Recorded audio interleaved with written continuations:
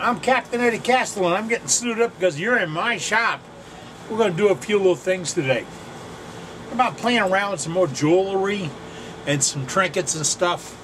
Remember, SWAT's coming up in about a month. This is the last week of July. So I got about a month before SWAT happens.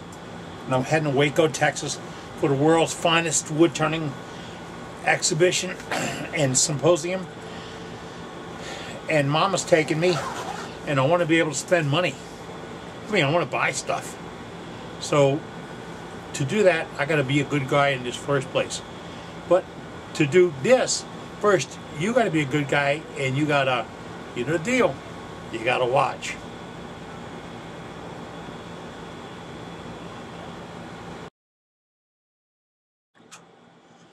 Hey, want to show you what I'm working on, because this is a little Dremel, well, I'm sorry, Black & Decker, and it's a variable speed grinder, and it uses a 1/8 inch tip, and I'm using this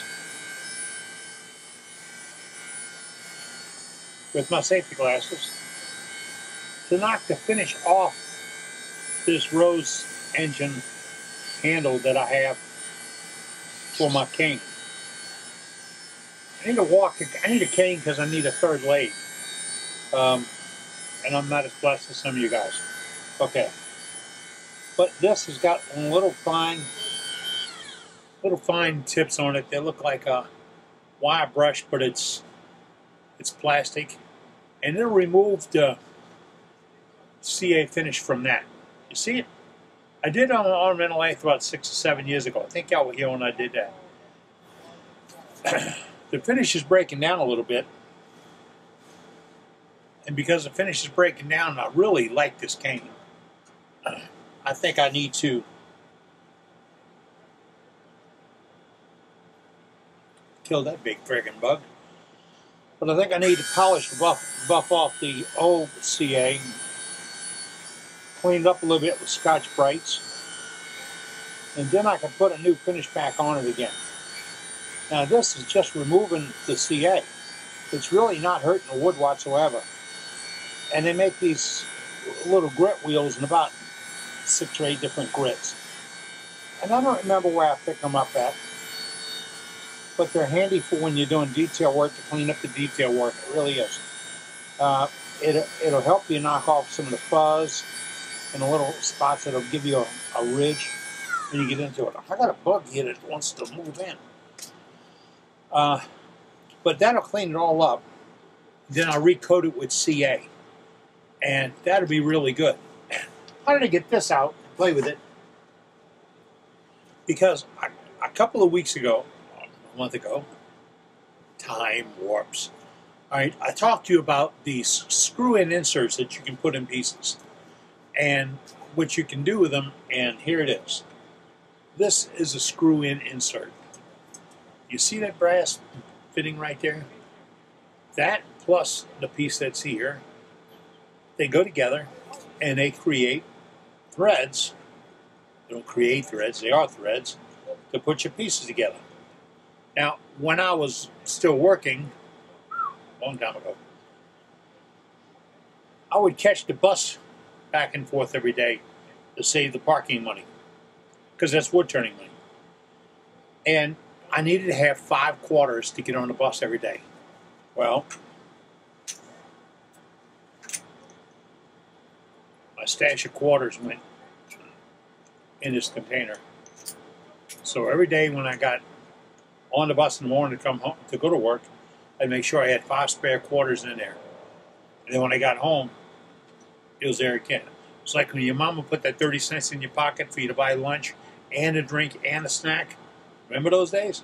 Well, that's what's happened. Mama did this, that's where I learned to have it at. But these screw inserts are really handy. And that's not what we came in here for today. But when you get something special from somebody, you want to say something about it and say thank you. And what I got special from somebody is a couple of weeks ago, it's been a while getting there, a guy sent me some rings. We emailed me. He says, hey, you know those rings you're talking about for making urns and other things? Well, I got those. Well, that guy was Rick Brantley. He's out of Reedsburg, Wisconsin, and I want to put a logo of this up on the screen, and it'll be this way so you can read it in just a moment. But I told Rick I was looking for ones about the size of a quarter. There were two sizes available from maybe Lee Valley Veritas or from one of those places, and I had a little one and a big one, and I cannot find any pieces that I did. Remember, I had a spell where I gave everything away. The pieces that I did that had these rings in them. Well, this is one that Rick does, and it is essentially the same thing. It is a threaded brass insert. You can get an idea what that is. And this will go into the top of the jar, of the vase, or the urn. And then you have a ring. You have a sealer and a ring that goes with it. I'm running out of fingers. Right? And then when you put the top piece in your lid, I'm coming back. Right? Then you can have the lid that screws on. I saw one of these recently, a little jar with a screw-on lid, done by an outlaw named Dale Campo out of the north side of Lake Pontchartrain. He did the threads himself on his Lazilla, or his version of Lazilla. I think it's a Lindell White, but I'm not certain. But he did the threads, and talk about nice. You can put it together, and 1/4 of a turn, you lock it in completely. You'd have to go round and round and round, 1/4 turn. Now, that's not what's happening with this one, okay? This is, whoa, big bird there. This will make the top for an urn. Now, I didn't know until I was asked by a relative to make him an urn that I had to be in certain sizes. And a couple of things. The size of the hole, that was critical because the parts and pieces you get back from the bakery, after cremation, they come in a Ziploc bag. And people want them to stay in that bag. I guess it's a funeral home thing where you create rules and then make you stick to them. Then you can work the bag into the urn. And the urns had to be certain sizes and all that. Really, the thing is just a way of the industry controlling what we do. But, dang. This is real nice. I got to say thanks again to Rick and Mary Brantley for sending this to me. Sent me several pieces and sizes. I've got 3-inch, 1.5 inch. That's cool. 1 3/4 inch, 2 1/4 inch. Wow. You could have some fun with this. Really. I mean, imagine the pieces you would turn, the art that you would turn and generate that can have a screw-off lid and work. It just adds so many dimensions. And I keep looking around because I know I've got pieces like that in the shop besides the cane. But I've done other ones. Jars where when you get the grain match just perfect, you put it on, you fit the lid in, put it in with the... Oh, man, you know what I'm talking about. It's awesome. Very awesome. So I like to say thanks to folks when I get things. Remember, I got this hat. This hat came from Ron Radliff. He's up in the Northwest. He moved as far away from me as he could possibly be and still be in the United States.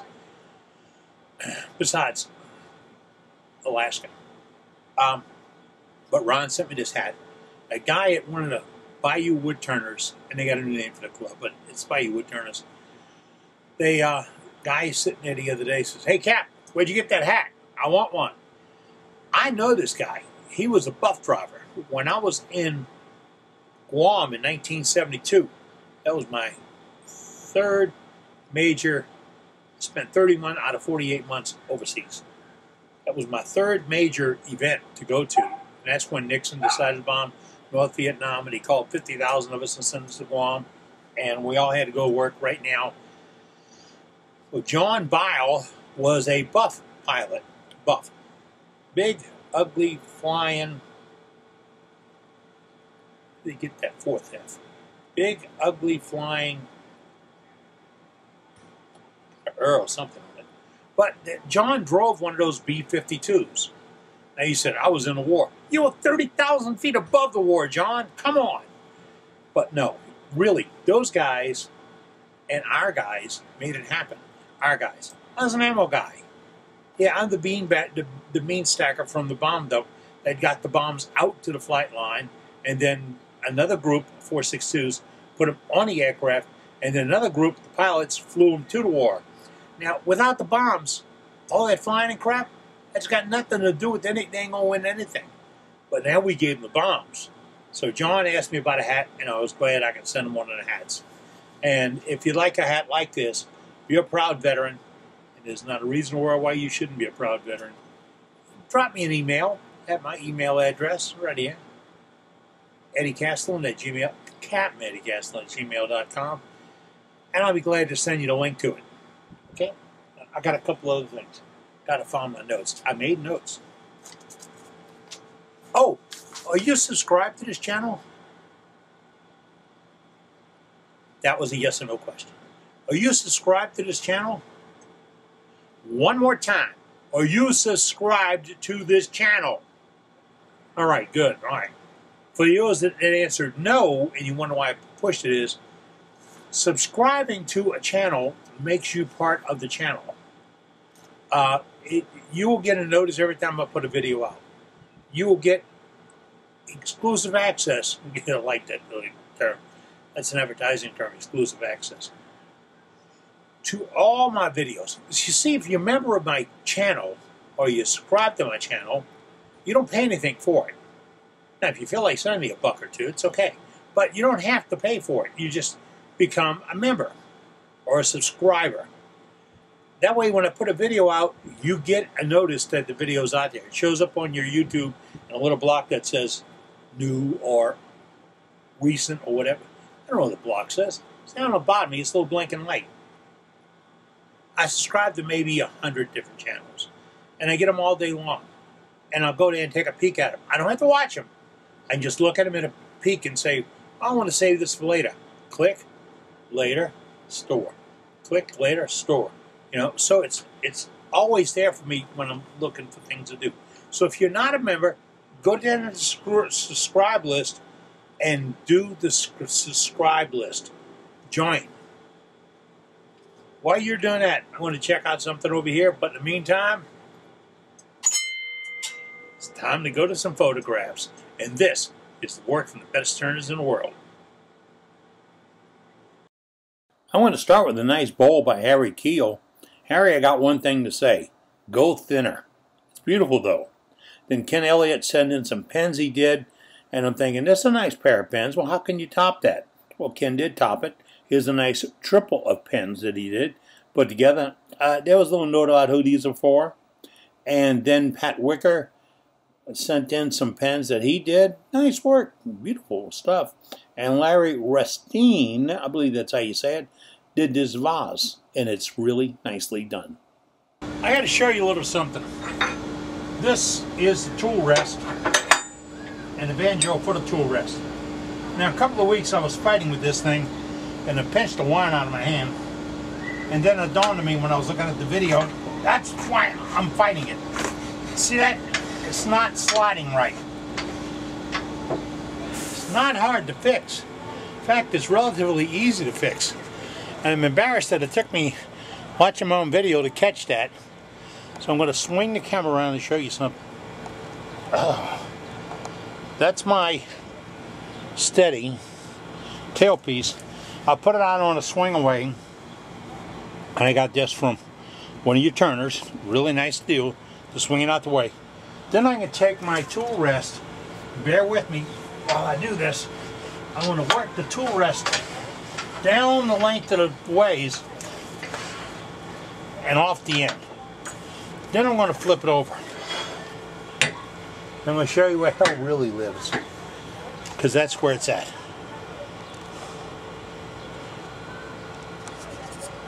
If I can see it right. This is the bolt. That's the ways.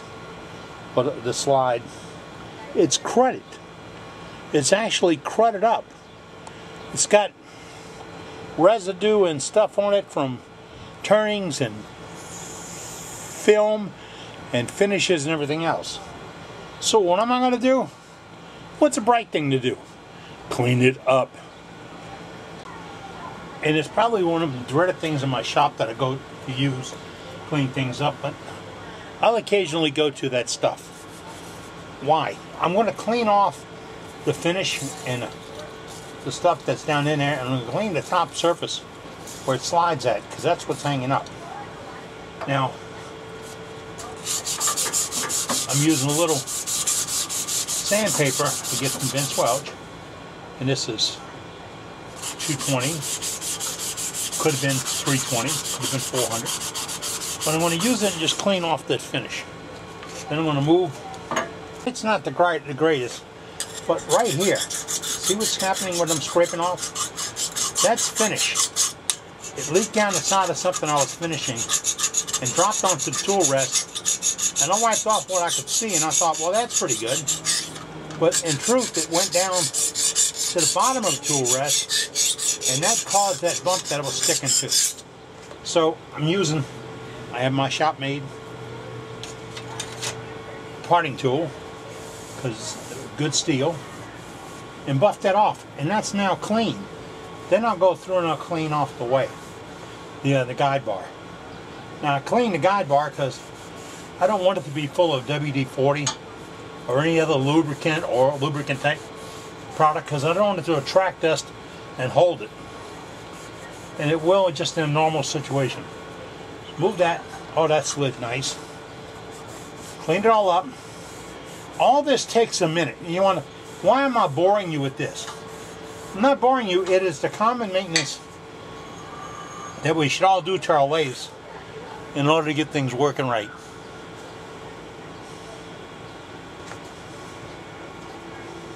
I put it all back together, and I guess I got 10 minutes invested in this, but the tool rest now slides on the ways much nicer. It'll go back and forth that I'm hanging up. Because I'm hanging up on that spot of finish that was underneath it. While I had it out, I went ahead and put a drop of tool oil on the holder and other things. But it did not flood it with that W product, because that attracts dust and holds it.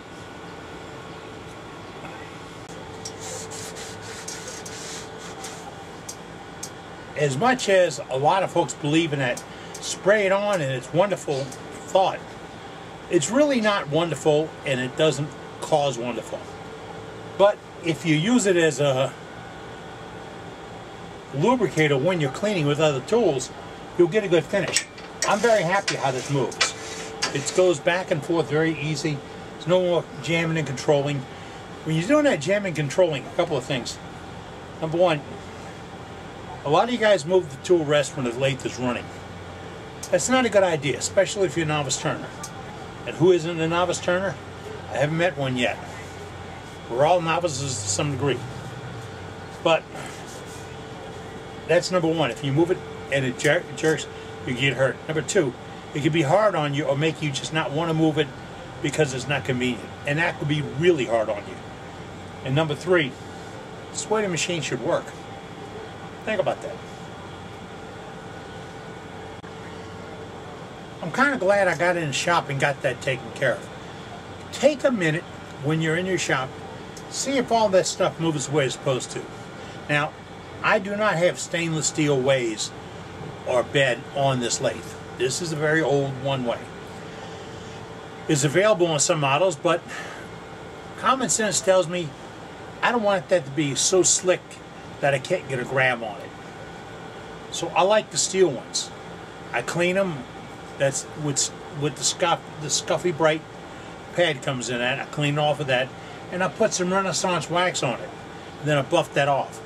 Not a heavy coating wax. That's just preventing this 90% humidity we got here today from eating up the top of the lathe. And it helps it move a little bit. Moves too much, then you got to put a clamp on it. It's a touch and go thing. But if you clean it, take a few minutes and clean that lathe up. Take the finish off the tool rest, lubricate the bars. Tell you what, do me and you a favor today. Spend 15 minutes before you do anything else and check the machine. Make sure everything's right. I mean, I'm disappointed that it's so dirty. I gotta find something to clean it off with. Then I want to paint it. Then I gotta pick a color. Alright, I'm Captain Eddie Castellan. I'm creating more work than this is worth. But I'm going to go back to making shavings right now. You be good. Take care. Oh, by the way, this is brought to you by Big Guy Productions. Big Guy Productions. That's not what that says. It says www.eddiecastellan.com. Oh, yeah, that's the website. Yeah, that's the website. This is where you go if you want the best price on cutters, bars, templates, things like that. Go to my website and check it all out. It's there. All right? That's what supports this. And beyond that, I'm out of here. Shavings are coming up off the floor. Oh, this is going to be a good day. Yeah.